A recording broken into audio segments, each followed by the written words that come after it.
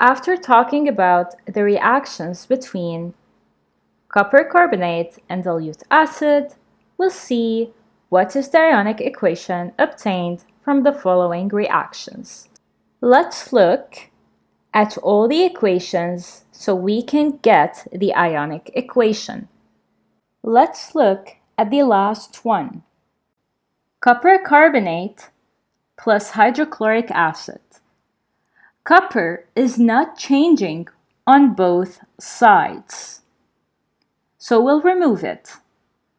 Chloride is not changing as well, so we will remove it. We're left with CO3 plus 2H, which gives CO2 plus H2O. So let's see the ionic equation obtained.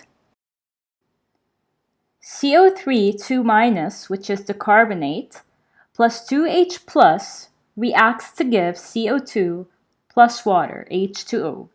So this is the ionic equation obtained from the reaction between carbonate and the acid.